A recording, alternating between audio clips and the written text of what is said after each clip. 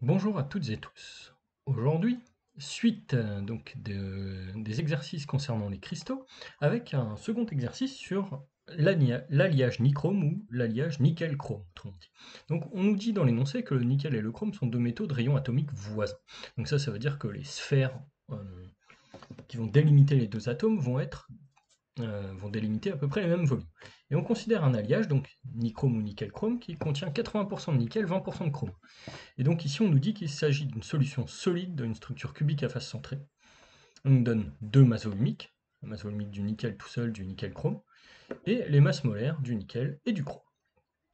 Et on nous dit que les atomes de chrome occupent aléatoirement 20% des positions atomiques. Et on nous demande combien y a-t-il en moyenne d'atomes de chrome et de nickel par maille.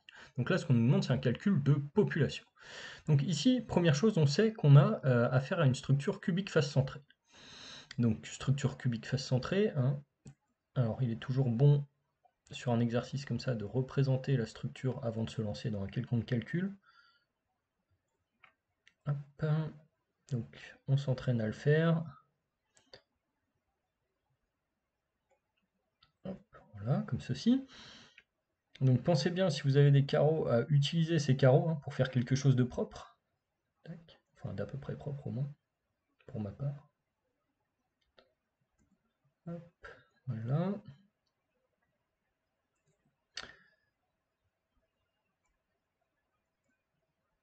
Et donc ici, l'idée, ça va être maintenant de déterminer eh bien, le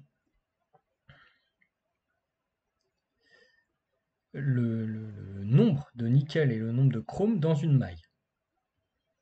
Alors, comment est-ce qu'on va faire? Eh bien, on va commencer par déjà calculer la population de cette maille. Donc la population ici, 8 fois 1 huitième pour les sommets, et on a 6 fois 1 demi pour les milieux des côtés, cubiques face centrée. On a donc un atome au centre de chaque face. Les centres des faces comptent pour la moitié en propre, les sommets comptent pour 1 huitième en propre.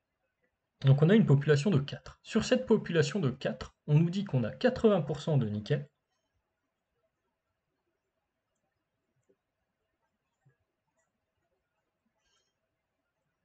donc on obtient une population en nickel qui vaudra 3,2, 80% de 4, et la population en chrome vaut 20% de 4, donc vaut 0,8. Donc ça signifie qu'en moyenne, il y a 3,2 atomes de nickel par maille, 0,8 atomes de chrome. Donc maintenant, on va se proposer de déterminer le paramètre de maille de cet alliage. Alors, le paramètre de maille, ici, on va le déterminer simplement en exploitant la masse volumique. Alors, on se rappelle que la masse volumique donc, du nickel-chrome, qui est donnée dans l'énoncé, c'est la population en nickel fois la masse d'un atome de nickel, plus la population en chrome fois la masse d'un atome de chrome, sur le volume de la maille, donc sur A au cube. Donc ici, on peut réécrire ce calcul sous la forme 3,2 fois la masse molaire du nickel sur la constante d'Avogadro, plus 0,8 fois la masse molaire du chrome sur la constante d'Avogadro, fois A au cube. Donc là, assez naturellement, eh bien, on va trouver le paramètre de maille, A, qui vaudra racine cubique de 3,2 fois la masse molaire du nickel, plus 0,8 fois la masse molaire du chrome, sur la constante d'Avogadro, fois la masse volumique du nickel-chrome, ou du nichrome autrement dit. Alors, ici donc, on va obtenir une valeur numérique qui va correspondre donc à, ici, en faisant le calcul, 350 picomètres. Donc là, je travaille avec le picomètre, autrement dit 10-12 mètres directement. Alors, derrière, on nous demande la distance interatomique, c'est-à-dire la distance moyenne entre deux atomes voisins. Alors, la distance moyenne entre deux atomes voisins, on sait, si on prend deux atomes au contact,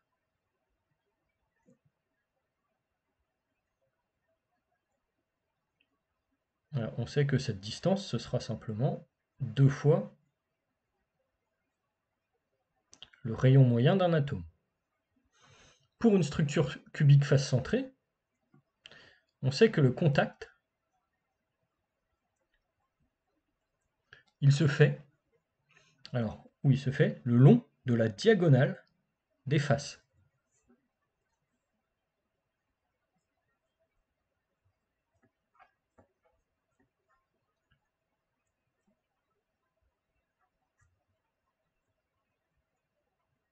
Donc sur la diagonale d'une face, qu'est-ce que je vais avoir? Alors si je représente ça rapidement, alors on va essayer de faire quelque chose d'à peu près propre, hop, comme ceci.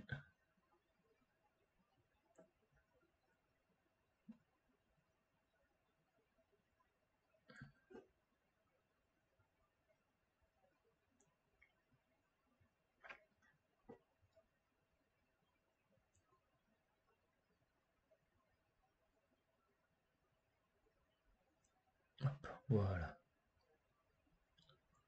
Donc les contacts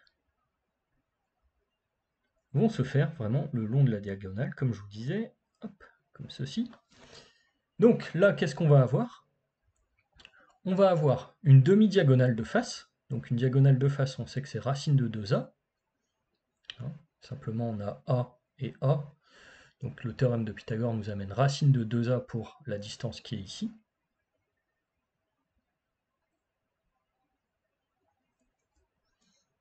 Qui va valoir une fois, deux fois, 4 fois le rayon moyen. Autrement dit, 2 fois la distance entre deux centres consécutifs. Donc finalement, on va obtenir ici que la distance entre deux atomes, ça vaudra racine de 2 fois A, le paramètre de maille, calculé précédemment, sur 2. Donc il nous reste maintenant à calculer cette distance.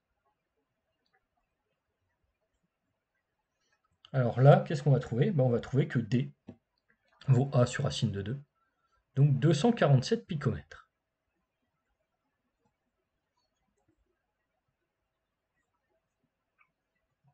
Alors, dans le cas suivant, comparaison des capacités de l'alliage et du nickel pur. Alors, ici, qu'est-ce qu'on va faire? Eh bien, on va essayer de déterminer, d'après la question posée, le cas étudié au cas du nickel pur qui cristallise lui aussi dans une structure cubique face centrée. Alors, hop, celle-là je la supprime, voilà. Donc, structure cubique face centrée, ça veut dire qu'on va pouvoir se servir exactement des mêmes calculs pour calculer à la fois le paramètre de maille. Donc on va se proposer de calculer ici le paramètre de maille du nickel pur A'. Donc A', ça vaudra ici racine cubique de 4 fois N fois la masse molaire de Ni sur la constante d'Avogadro fois la masse volumique du nickel pur. Vous voyez, j'ai recyclé le calcul précédent. La différence étant située au niveau du fait que ici, je considère 4 atomes de nickel par maille et non plus 3,2 de nickel et 0,8 de chrome. Donc ici, j'obtiens A' qui va valoir la même chose que précédemment. Là, en fait, je n'ai même pas besoin de faire l'application numérique.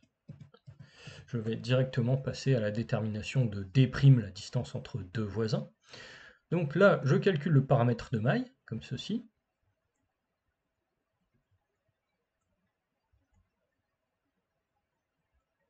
Et puis dans la foulée, en recyclant ce raisonnement-là qui reste toujours entièrement valable, eh bien je vais calculer D'. Ici, je vais dire que D', ce sera racine de 2 fois A' sur 2, distance entre deux voisins.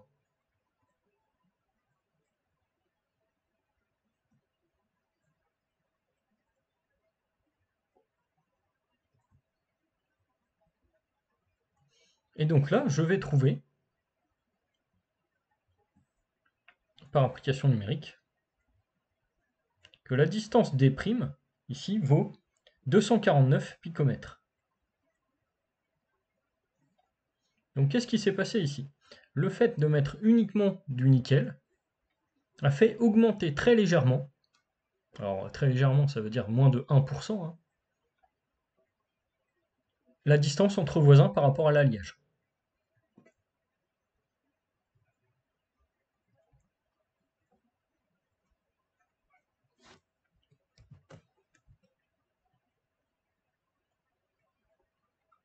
Et donc si j'augmente de 1% la distance entre voisins, eh bien qu'est-ce que j'ai fait subir à la compacité? Eh bien j'ai fait subir une baisse à la compacité. Si les voisins sont plus éloignés les uns des autres alors que on nous dit au début que les rayons des entités sont voisins, eh bien je sais que j'ai une diminution de la compacité de la structure. Et donc je vais avoir la compacité du nickel seul qui est inférieure à la compacité du nickel chrome. Alors vous voyez ici, au fait, il n'y avait pas vraiment de calcul de compacité qui était nécessaire. Il fallait simplement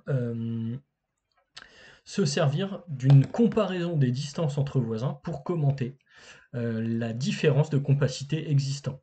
Évidemment, on peut imaginer sur un oral ici qu'on vous demande derrière de calculer la compacité d'une structure cubique face centrée s'il reste un petit peu de temps. Bon, ça c'est un calcul relativement rapide à mettre en place. On peut dire que c'est une sorte de question de cours. Alors, pour rappel, hein, l'idée, qu'est-ce que ce serait à ce moment-là si on calculait la compacité d'une structure cubique face centrée?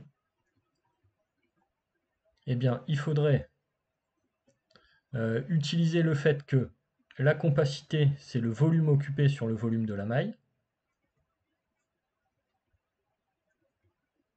Le volume occupé qui vaudra 4 fois 4 tiers de pi fois le rayon des entités au cube sur le volume de la maille A au cube. Ensuite, grâce au contact, vous voyez la même condition que précédemment, on sait que ici on peut dire racine de 2 fois A, donc la diagonale d'une face vaut 4 fois le rayon. En remplaçant la condition de contact, en la réinjectant dans la définition de la compacité, eh bien on finit par obtenir finalement 16 pi r au cube sur 3. Ensuite j'ai du a au cube ici, donc a au cube qui vaut 4r sur racine de 2. Donc j'ai 3 fois 4 au cube fois r au cube sur et 2 racine de 2 qui va remonter, parce que racine de 2 au cube c'est 2 fois racine de 2. Bon, maintenant je peux simplifier tout ça.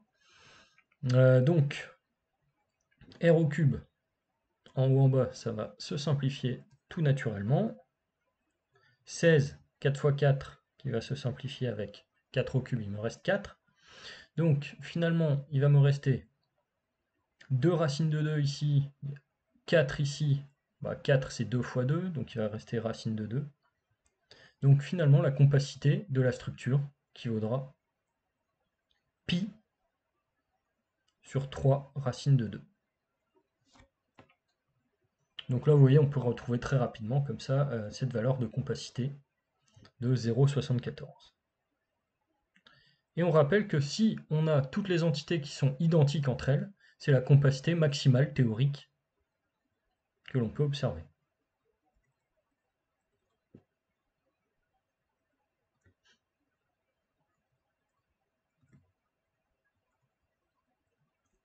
Donc ici, pour conclure, donc c'est un exercice voilà, type oral, c'est-à-dire finalement pas énormément de calculs. Là, vous voyez, c'est un exercice qui peut être posé en direct, mais il faut quand même bien maîtriser les conditions de contact, bien maîtriser la définition de ce qu'est la compacité, bien maîtriser la définition de la masse volumique, penser à faire intervenir les masses molaires des éléments divisées par la constante d'Avogadro, pour pouvoir répondre rapidement et efficacement aux questions posées.